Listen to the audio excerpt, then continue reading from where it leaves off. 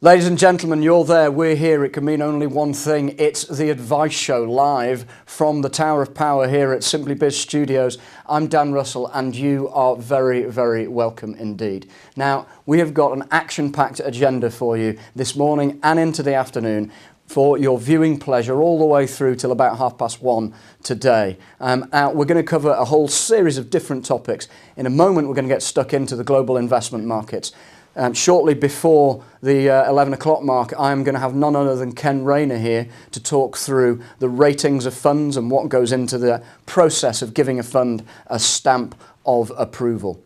We're going to hear from the experts in the defined benefit market. If it's Knights of the Realm you're after, we've got Sir Steve Webb along later on with others for a session on pensions legislation. We're going to get stuck into mortgages and we're going to get stuck into regulation and technology in the advice process. So please do stick with us all the way through it. And as ever, you are in charge. As my good friend Bruce Springsteen would say at this session, at this stage, is there anybody alive out there? We want your questions. Get your typing finger out. Get tapping away on whatever device you are watching us on and send us your thoughts, send us your questions for any of the panels or interviews that we have throughout the day. And I, like your own sort of slightly lively puppet that you can control from a distance, will put those questions to the team that we have amassed. So if you are ready, we shall get stuck in on the global investment markets. And as ever, I've pulled a stellar team together in order to address this topic. We have, in no particular order of their expertise, we've got Anthony Willis from BMO Global Asset Management. We've got Jean Medessin from Carmignac. We've got David Marchant from Canada Life and Paul Flood from Newton.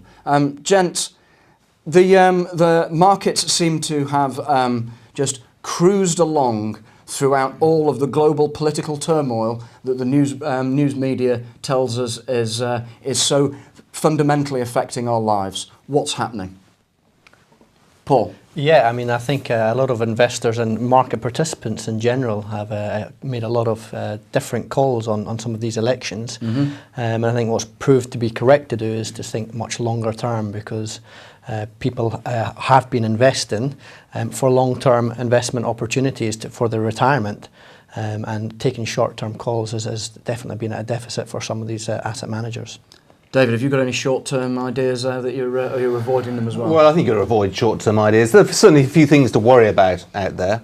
Whilst I think the overall outlook for the world is one of improving growth. If you put the UK to one side, the US is doing quite well. We've seen Trump's talk about spending more money, cutting taxes. Mm-hmm. Whatever you think about him, the trend for US GDP is up. That's good. If you look in Europe, we're seeing some positive trends as well. And you look at these purchasing managers indices we've seen in recent weeks. They've gone to record highs for recent years. So the European picture is improving, despite some short-term concerns about elections, particularly in France. The environment there seems actually quite encouraging. So I can see why we're seeing good returns, particularly from equity markets. Okay, John, what are your thoughts? I think it's about the economy. And as David mentioned, the economy is definitively improving, and this tug of war that we have between economics and politics, in a way, have probably focused too much investors on politics as opposed to economics, because the economics is supportive to investing. I would say, nevertheless, there is probably some risk looming on the horizon, but people are very obsessed by political risk. I would say that, on the other hand, it's probably much more on the inflation front and on the fixed income front that we should be looking for risk for investing this year. Okay, so John said it's all about the economy. He didn't call me stupid. But you agree? Yeah, I think this year, and certainly last year, the politics was a big distraction from actually the economic story behind all that. It was actually improving over the course of last year and appears to be still improving. But all we get asked about at the moment is politics, because that seems to be generating most of the headlines. We saw that last year with Brexit and Trump, with the European elections from various countries this year. Mm-hmm. Meanwhile, the economic backdrop continues to be reasonably robust and continues to improve. Okay, well, let me take you straight away from politics then. Let's get stuck into pure market fundamentals. And as ever, my job's been made a lot easier by the good financial advisors and financial community wider out there. First out of the blocks is Jane Hodges. Jane, good morning and thank you. This is a question that you could read with intonation in a couple of different ways. I'm going to read it in the most controversial way I can. Where in the world do you believe is offering the most growth opportunities for investors? It's a very good question. I think, go on, John, if you want to go first. Go on. Everywhere. Everywhere. We have this resynchronization of the global economic cycle, which is supporting not just the US, but also Europe, even Japan, and to a certain extent the emerging world. Nevertheless, in order to answer precisely this question, because I guess she's expecting something a bit more specific, I think India is particularly interesting right now. Now, in particular, that we are post the demonetization problems that have been a bit hindering the Indian growth recently. India is probably one of the countries that could be the fastest growing country this year. Okay, so let's focus on the emerging markets then and India as a start point. What do you think, guys? Are you in agreement here? Yeah, no, I would second those comments. I mean, there's some places in the world, irrespective of what's going on in the wider investment universe, where I would split growth and returns into two separate categories, because whilst the US is seeing signs of growth, if Donald Trump can in fact push some of those policies through the Congress, I think that will create some nominal growth. But valuations in the United States are very high, especially on a longer term Shiller-based PE measure. They don't look good for prospective returns. I would, the second place I would probably suggest is Georgia, which sits in a very unique place in the world, where it's got a very unique position in terms of the Silk Road, where recently signing a free trade agreement with China, good relations with Russia now, as well as having good relations with Turkey and historic strong links with Iran. With GDP growing at 5% now, that looks like a very attractive place to invest in. Valuations versus other global financials look very attractive in that marketplace. David, are you taking all those Canadian dollars to Georgia and India then?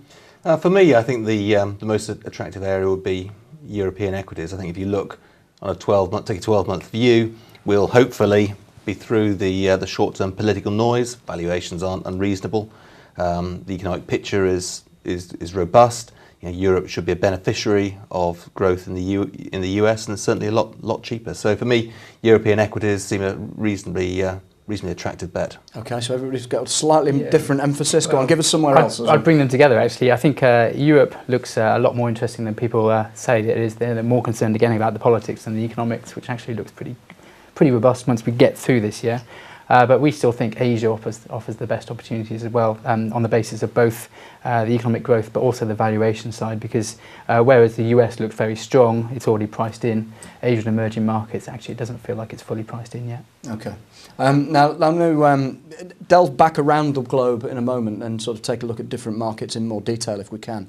But there's this continual discussion about the correlation between equities, fixed interest, etc., and the shifting and the rotation that's been going on. Stuart Lockhart's been in touch. Stuart, thank you very much. What type of bond funds should we be avoiding for our clients holding fixed interest assets?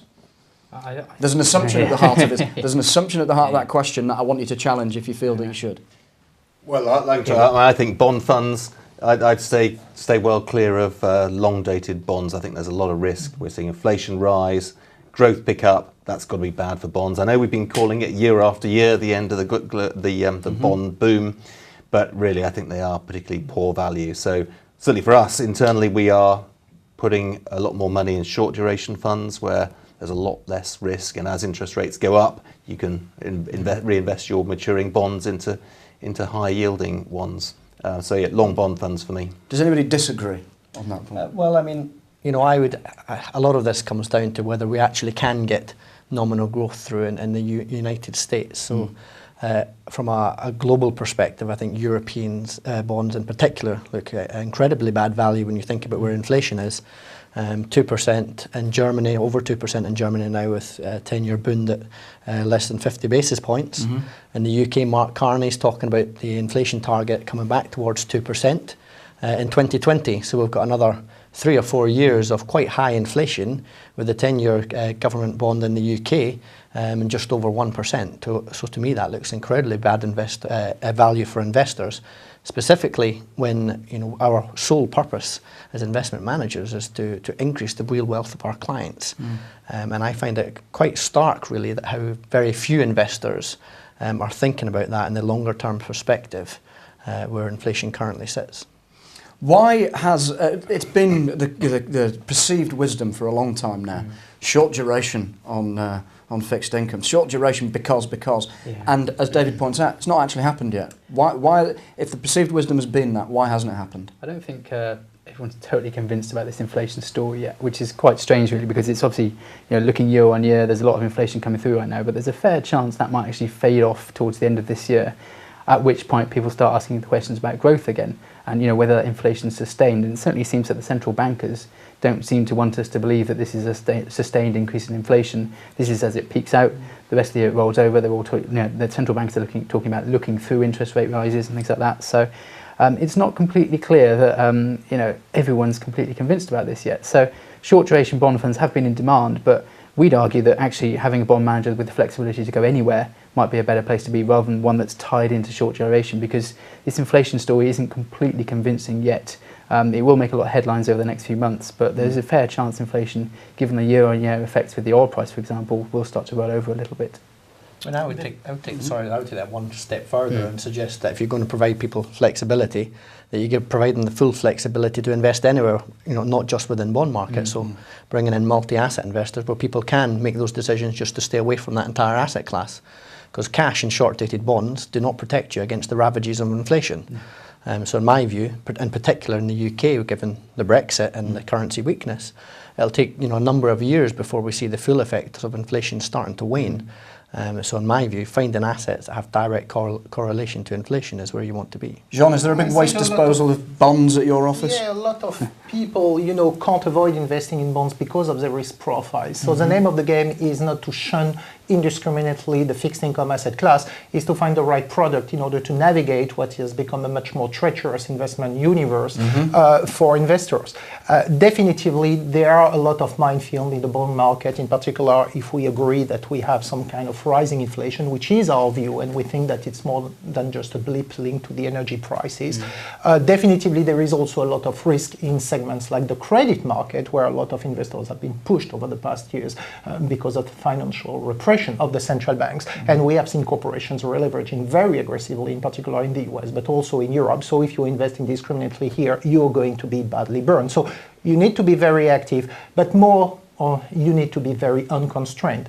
And this is where I slightly disagree with the idea to capture short-term bonds in terms of a way to navigate, if you want, this kind of rising inflation and more treacherous environment, because short-term bonds will just reduce the hit that you might take if you have some rising yields, but they are not going to protect you. So I would rather go for unconstrained bond funds, which have the capacity to have, for example, negative modified duration, where you can actually make money in a rising yields environment, rather than just try to hedge yourself imperfectly, if you want, by dividing some segments of the bond curve.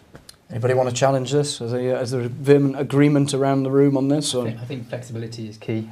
So flexibility in picking your bond managers, whether you choose to allocate towards bonds at all, or maybe you have to.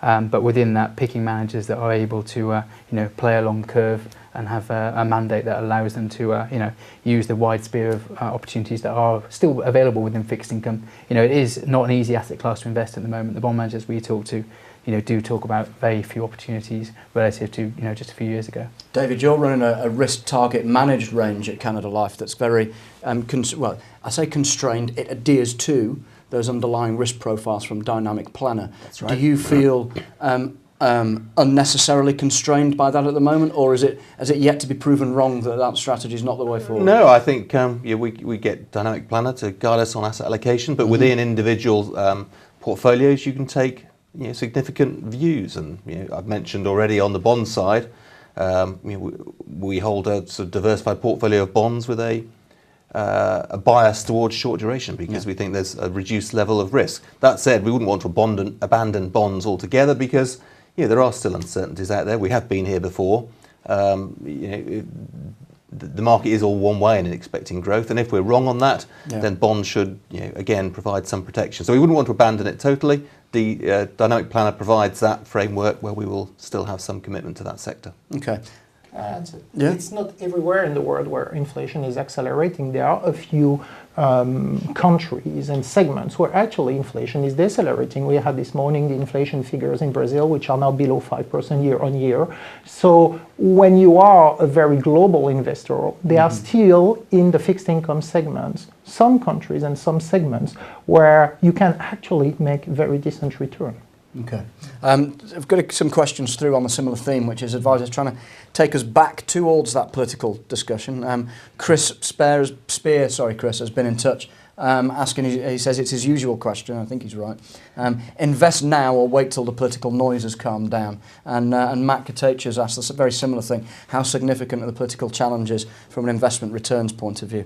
I guess we're saying, ultimately the two things are quite disassociated in all of your views. Yeah, I would suggest that's probably the case. We've not been great, firstly, at predicting the outcome of some of these elections, and secondly, even if we had predicted them, we probably would have been positioned in the wrong direction. Yeah. So to me, I think a lot of people are pricing into, because of what's happened with Brexit in the US, people are pricing a lot more into forthcoming elections than what is likely to be in. Yeah, I think the lesson we've learned is to look through politics, and economies and markets can perform despite the best efforts of politicians to do something unexpected. So my inclination is, look through it. And it wasn't a great idea to have moved into cash before the Brexit vote, was it?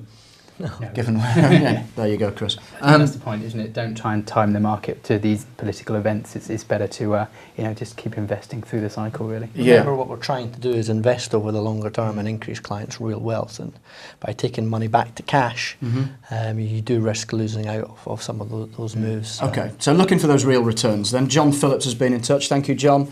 Given that the panel feel there are opportunities in Europe, in India, Asia, other emerging markets, what are the areas that you're currently staying away from? And what do you think the biggest threat to global markets is in general? I think one of the global threats is that we are seeing inflation accelerating, but we don't see a commensurate accelerating of wages everywhere in the world, not just in the UK, but also even in the US. And one of the danger would be actually to see consumers' purchasing power to be squeezed. In the US, we see that we have this kind of Trumpophobia, which is letting people to tap into the savings to maintain their consumption. So this is actually a positive effect, if you want, of the political landscape in the US. In the UK, it's a lot more uncertain. And I think that this year, that could be actually where you will need to be very selective in terms of not just the countries, but also the sectors and the stocks you invest in. The squeeze of consumers, which are not the wage increase commensurate with the acceleration of inflation, could be a very powerful drag this year. What are your thoughts? Yeah, I would take it back to bonds. To me, that's the biggest risk. If you're investing in long duration assets, when you're getting a negative real yield, that is a place where I think there could be some significant volatility. And in my opinion, I think there are much better places to invest in the government bond markets. The US is slightly different, where interest rates, the yield curve there is much higher. But more specifically in Europe, I think you just have to watch out for some of those places. And with the UK, given the Brexit vote and the pressure on some of the consumer spending areas, I think you have to be quite specific. Equities have historically shown a good link with inflation. I would argue what you want is direct contractual obligations to inflation. That's where I would focus my investment time on. I think there are still some risks to growth out there, in that we have got a lot of debt still across the global economy. That hasn't been fixed, and we're seeing Donald Trump talking about increasing spending. Unless that is productive spending, all he's going to do is add to the already large stock of debt across the US. The debt problem in Europe hasn't been fixed. We need growth to deal with that. If that doesn't come through, then these problems could reappear at some point further down the road. So we shouldn't forget those. And that is an interesting point. We now have more leverage or more debt in society than we had pre-financial crisis. So I mean, the debt of the planet hasn't got smaller, even though all the risks that were highlighted in the financial crisis. But we must also remember that we are being subjected to financial repression. What's happening is exactly what we were told was going to happen.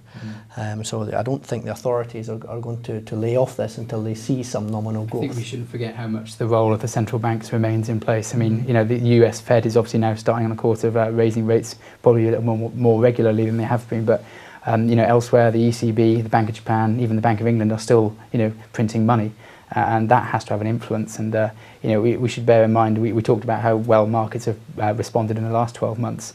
They do seem to have somewhat disconnected themselves, as they do from time to time, from sort of the economics, which, as we talked about earlier, are reasonably robust. But the optimism in markets may well be out of sync somewhat with where we are in actual reality.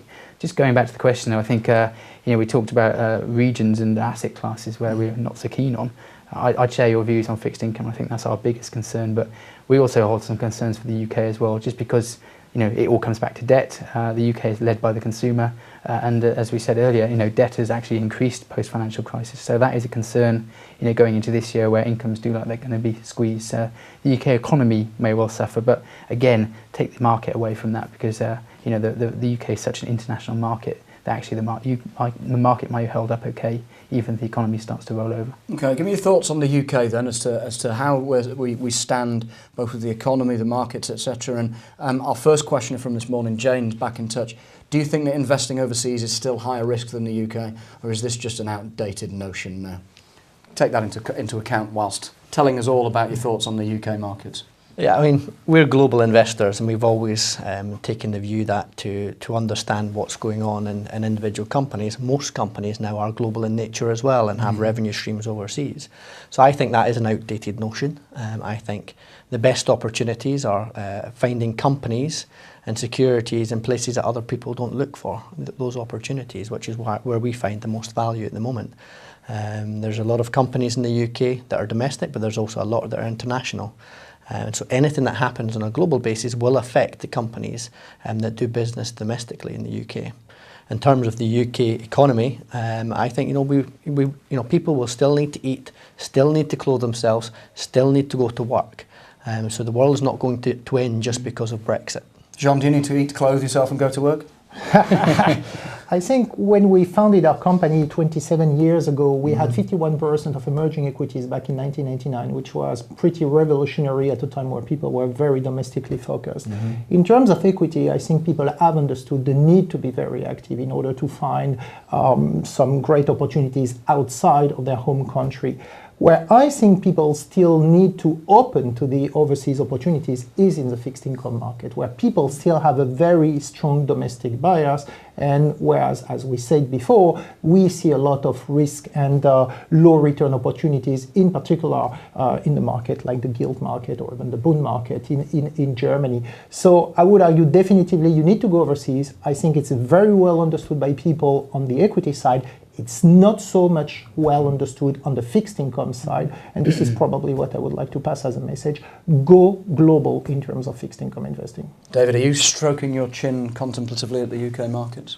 I think the UK market, I think that is less risky than being global. I think being global is the right thing to do. It has diversification, which we all know is a good thing. Over time, you'll probably benefit, but you've got to recognise, because what you're buying is denominated in another currency, that can go up and down on the basis of what happens to sterling.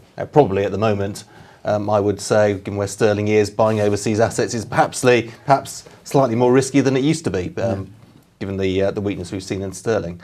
And buying into the UK market, okay, it does have a significant international bias, but you've still got a big chunk of domestic earnings in there as well. Yeah, we should do it over the long term. Is this the best time to do it? Probably not.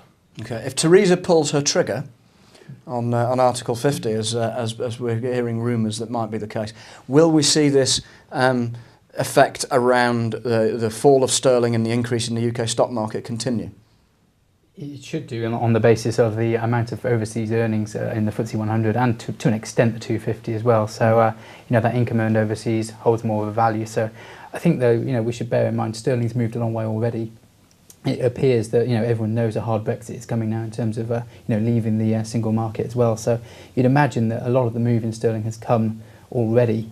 That said, I think if the negotiations start to stall, or we get more controversy, or we get to the end of that 2-year period and there's no deal on the table, then sterling may have some further way downwards, and obviously that potentially has good news for the UK market in terms of those overseas earners, but for the overall outlook that makes it a little bit more difficult. Is this short-term noise, or is sterling heading the same way as the Zimbabwean dollar? Well, I wouldn't go as far as that, but certainly when you look at the inflation numbers, in real terms, there's not much opportunity in the fixed income markets. I think some of the noise around Brexit will offer some good opportunities as we see volatility in the UK market pick up, particularly for domestic companies with strong businesses, because in the long term, companies with strong management teams will flourish irrespective of what goes over in the short term. So it may well create some opportunities for us to invest in good UK businesses. Okay, Jean, let's go to Heathrow, jump on a plane, fly over to New York, stand outside Trump Towers and ask the question, are these US markets overcooked? I don't think so for specific segments. Definitively for the US market, but not just for the US market, valuations won't be forgiving this year in particular if we have those rising bond yields. Let's not forget that the secular stagnation has been very good to equity investors over the past year. So you can't have your cake and eat it if you want. So if we have this reflationary environment, obviously the valuations overall for the market might not be forgiving. But at the same time, you've got plenty of corporates in the US which have some very strong growth prospects, and in particular in sectors where we are a bit poor in Europe, like the technology sector, where we still have great corporations in the US delivering the kind of earnings growth that we want in order to invest with good long-term return potential. So definitively you should not get rid of US allocation in your portfolio, but the question is, what do you buy in the US? And obviously there are some sectors, I think in particular, for example, the industrial sectors, where a few names have been really running high, and in our view, way too high, considering the economic fundamentals. Yeah, I think it's interesting to know how well the US market responded to a Trump victory when, before Trump won, we were all told how bad it would be. It does seem like the market has certainly moved very swiftly to price in all the positives in terms of tax reforms, looser regulation, etc., and not look quite so closely at some of the potential negatives. Now, it's never as easy to implement policy as people think it is, but if some of these policies come to pass in terms of protectionism, that's going to be pretty difficult for some US companies, and just generally the overall economic growth in terms of lack of immigration, things like that. So while we do think there's a lot of positives in the US, it does feel like a lot of that's already in the price of the market. So yeah, it does feel fairly frothy. Is there a way for an active manager to beat the US markets at the moment, or is it purely a passive play in the US? No, I think the difference between now and over the last 10 years is Donald Trump is very different. He likes a lot of things and he dislikes a lot of things. So this is going to be a real active manager's dream in the US. I mean, we can see, we've already talked about valuations in some sectors. To us, the banking sector looks like it's priced in quite a lot, but we do have to remember that other than a few politicians that Trump surrounded himself, the vast majority of the people around him are well-made millionaires and billionaires. These are sensible people. If there is some policy that looks like it's going to knock the US economy off track, he will get some advice pretty quickly, and not to put some of these measures through. But I agree that the banking sector looks to have priced in a lot of the deregulation. In our view, a lot of that will be much more difficult to come through. In fact, the Republican Party is putting forward, the Trump administration is putting forward the Choice Act, which is very different to a complete deregulation of the banking sector. David, are you holding purely a 6 basis point US tracker for your US asset allocation, or have you got some tricks up your sleeve? Well, it's certainly been it's tough in the US for active managers for a long period now. So they're due their time in the spotlight, I think. Actually, our US fund actually outperformed the market last year, had a very strong year, but that's certainly not been the general experience of active equity managers. But we are seeing huge amounts of money going towards passives in the US. So, and when everyone else is doing going one way, often it pays to do the other. So I think it's quite possible that we could see the return of active management being successful in the US. I think there'll be a huge divergence between sectors in the US going forward and different companies. just because of the type of person that Trump is. Okay. Martin Ben has asked us a question. This is the equivalent of coming left arm around the wicket and throwing a googly. Given that bitcoins have recently overtaken the value of gold, is this an area worth considering as part of multi-asset investing? That got you. That got you. I would jump into the pool. I would still stay with gold. I think gold has a lot of rationale for a diversified investor right now. And in particular because people wrongly assume that the gold price is negatively correlated to the level of nominal interest rates, whereas gold price is much more negatively correlated, or positively correlated, to the level of real interest rates. So if we assume that we've got this inflation acceleration and that the normalization of interest rate will be lagging a little bit behind this inflation acceleration, it still makes a lot of sense to have gold miners in your portfolio. As far as Bitcoin, for us, it's not something we can invest in by regulation constraints, so I guess it's easier for me to answer because of this. I don't like buying assets that don't pay you returns. I certainly don't want Bitcoins, and I don't want gold. You're just relying on what someone else is going to buy it off you at to make a gain. So I'm very wary of buying both those assets. I mean, I would just throw into the mix, I think there is a Bitcoin ETF, so it is investable for institutional managers, but I would agree, I would stay away from it.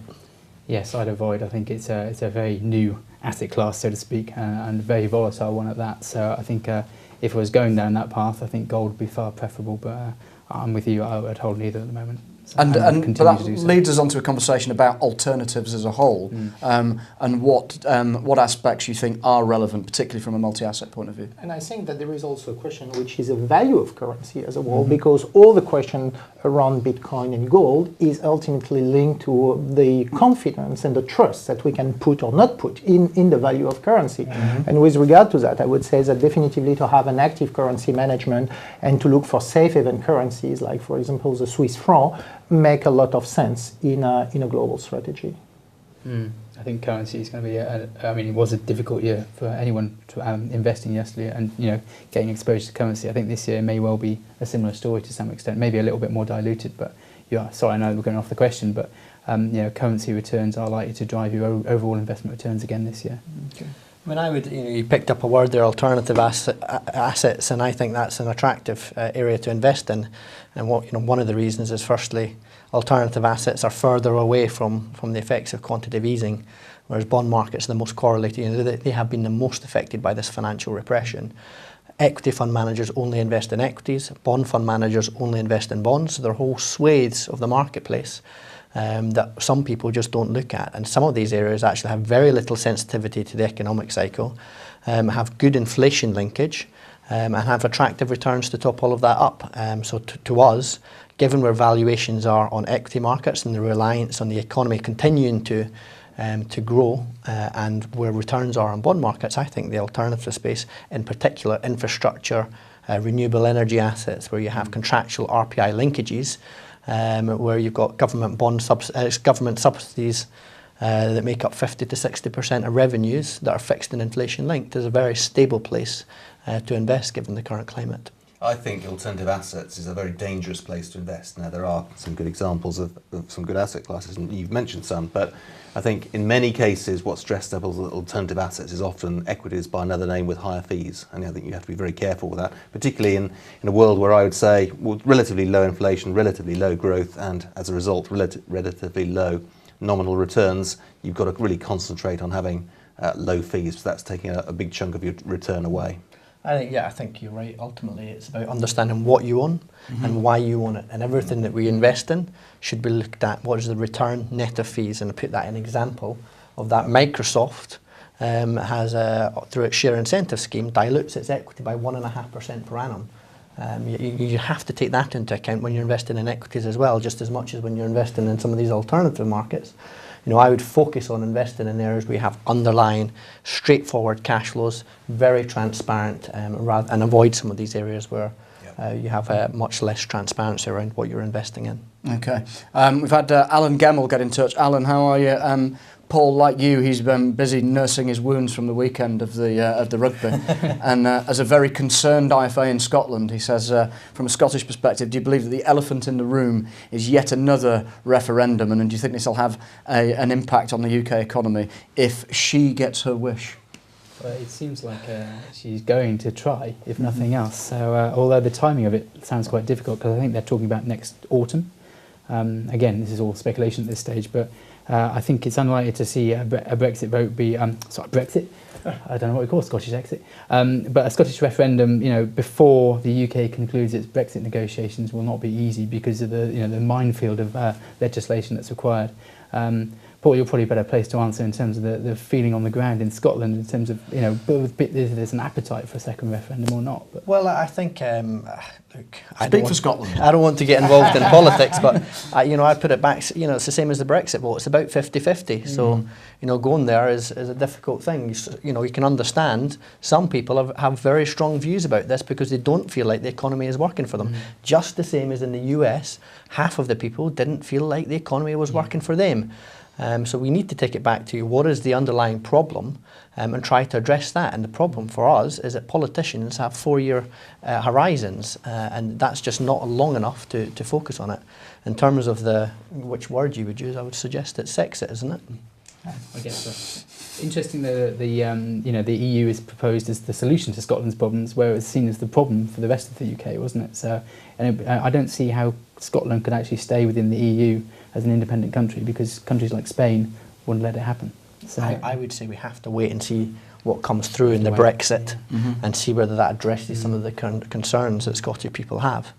But splitting up, again, doesn't create economies of scale when you break up these unions. Tim Atkinson's been in touch. Hi, Tim, and he may not have been in at the beginning because he's asked a question which I think we've covered a certain amount, but he asks, whilst we've talked about the Trump and Brexit factors being political factors and not economic, and the markets have soldiered on, should we be concerned about the level of borrowing in the US and the UK? I know you touched on this earlier, but to what extent do you feel that is the major underlying cause for concern? I think it's definitely a cause of concern. It's a cause of concern for the economy as a whole. I think like 2/3 of the additional consumer spending last year in the UK were credit finance. So obviously it cannot go on forever. So the idea that we will have a consumer slowdown in the UK is probably something that we should expect. And therefore it has some very direct consequences in terms of where you invest. But also, I think that for the leverage as a whole, we see that many corporations have releveraged very aggressively. We have now, if you look, for example, at the European high yield segment, we have leverage ratio which are on par with the great financial crisis. But obviously, we have still today a level of profitability which are still a level of profitability which is in normal times, if you want. So if you compare apple to apple, we can say that actually leverage today is higher than what it was at the time of the great financial crisis. So for this reason, in my view, this is a very strong call for active management. You cannot just embark on buying any kind of credit exposure. You need to have a lot more granularity and selectivity in terms of where you want to invest.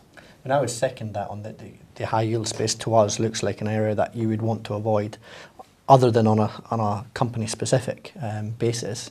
But the leverage that we've got in some of these companies with huge economic exposure, you're investing into the most highly levered corporates that we have in the corporate bond space, and yet you're getting returns in the region of 4 to 6%. To us looks like a huge risk. Now, I run a multi-asset income fund, so obviously there's an income focus element to that, and I see a lot of our peers in the space investing quite heavily in the high yield bond space, and I think that's an incredibly risky thing to be doing for an asset class where you're very focused on being able to deliver the income for investors, and trying to do that without taking on undue risk. I think there's far better places that have already spoken Tell about me that. if one of you's in lots of high yield. Go on, let's have a disagreement. You're not being paid to take a risk. So, People being seduced by headline high yields in this sort of search for yield. I think they've not taken enough account of the risk. What's the optimum yield at the moment? What's realistic as an income yield out of a portfolio, given the current market environment? Well, I mean, on the multi-asset side, we're running about 4.1% yield, 4.2% yield, and given the yield that is available in the marketplace, I think it's much more challenging to be running above 5%. So I'm an investor. I come to see my financial advisor. I know nothing about what's happening in these markets. I just want a 5% income. Am I not going to get it? Well, you might, but you'll have to take some significant risks to get it. So again, it depends on your risk appetite. I think if you're a little bit more conservative, somewhere between 4 and 4.5% is achievable. But again, anything north of that, you're going to have to, risk some capital loss. You can still get it on UK property, which selectively I think is still reasonable value. You're seeing rises in commercial rents. Some areas of concern, regional high streets and city office space, but overall, well-let buildings on long leases, you can get yields of 5.5%. Right. And it's probably about mixing income with capital gains. I think the biggest mistake is actually to look for a solution which is purely an income-generating solution. You've got to provide an attractive income as well as an attractive total return. I think that's key. Okay, 2 quick questions to finish. Guy Skinner asks, hi Guy, in light of looking for alternatives, are absolute return funds worth their charges? They haven't really proven themselves so far. So I guess if we have a big market sell-off and they perform well, then they can justify their fees. But so far, it's been a very mixed bag from that sector. Yeah, I mean, I run an absolute return fund, and actually we have performed quite well. Yeah. So the Newton Multi-Asset Diversified Return Fund. I think the challenge has been for absolute return funds, as given all the noise that we've had from the political agenda, is people being very focused on the short-termist and not looking for investments that will deliver strong returns over 3 and 5 years. I think if you're looking for an absolute return, a true absolute return, it's called a bank account. If you're invested in asset markets, I don't believe you can really on a 1-year basis deliver guaranteed absolute returns. I think you have to think if you're investing for 3 to 5 years, and if you can do that, then I think you can provide some attractive returns. Are you holding any within your portfolio? No, I think good question. I think in most cases they don't justify the high fees, and I think you can replicate. Absolutely, you can get good absolute returns from a diversified portfolio of equity, bonds, property, for example. I think it's a lot more about managing risks. I think for clients, they obviously want to capture some returns, and therefore they need to embrace risk in order to generate those returns. So we have to educate our clients so that they embrace this risk. But they are also very well aware that there are some periods of stress where big crises can definitively ruin your investment. And that's where capital preservation needs to step forward. So I think it's not so much about trying to find a magic formula where you have a very smooth return, because what we have seen in the past is that the funds delivering very smooth returns, it's very smooth up to the point where you have a big blow up. It's much more a question of having an investment manager who has always this risk element in mind when he's investing and is capable to negotiate periods of big crisis that can definitively kill your wealth. I think it's that differentiation between focus on capital preservation and the belief that you're getting an absolute return. We're down to about our last 2.5 minutes or so, gents. What going forward is? There's been some, where the worst markets are, what are the things to avoid, etc. What's your best idea for the markets going forward? I'm going to kind of dunk that question, because you don't have a best idea. You've got to diversify. You've got to spread your risks. Anyone who says this is my best idea, I'm going to punt it, well, that's gambling. But within one of those, let's assume we know you've got a diversified portfolio. Take one of those sectors. Find us a good idea. Tell us what's working. European equities. Right. Okay. For me, it's got to be the renewable energy asset sector, where you get 5 to 7% returns. With an attractive yield and very low sensitivity to the economic cycle, with government subsidies giving you 50 to 60% of the revenue streams, 5 to 6% returns or 7% returns versus 1% in government bonds looks like the wrong price. Okay. Indian stocks, Japanese banks, European assets, and in particular the corporate bonds of European banks. Why in particular Japanese banks, can I ask? Because the banking sector is very favorably geared to this kind of reflationary environment. The Japanese banks are pretty cheap, and probably the same kind of price to book value as the European banks. But on top of that, they offer you a lot more growth potential, because they have been deleveraging for so many years. They have a loan to deposit ratio in the region of 65-66%. So if we really have this kind of reflationary momentum, they have a lot more room to grow. So that's why I would buy probably more the equity of the Japanese banks and the corporate bonds of the European banks, which are still in a deleveraging mode. I think if the global economic cycle continues to improve and the dollar doesn't go through the roof, and let's hope that isn't the case, we still think Asian emerging markets look very attractive. There we go. Good difference of opinion. Gentlemen, thank you very much indeed. And in particular to you good advisors at home, you've been brilliant. Any unanswered questions that I haven't managed to get around to, we'll give the guys the opportunity to send you a direct response. I may also pick up on some of them in the next section. At 10 to 11, I'm going to be joined by the Professor X of the fund management rating world. That's none other than Ken Rayner from Rayner Spencer Mills Research. And we're going to look into what goes into the process of rating the types of funds that the chaps here are running and exactly what it is that Ken's looking for when assessing the suitability of these funds. So that's going to be the next stage of the advice show in 5 minutes' time. It promises to be the next step on an action-packed day. Don't go anywhere. Go and get yourself a coffee. We'll see you in 5 minutes. Thank you very much.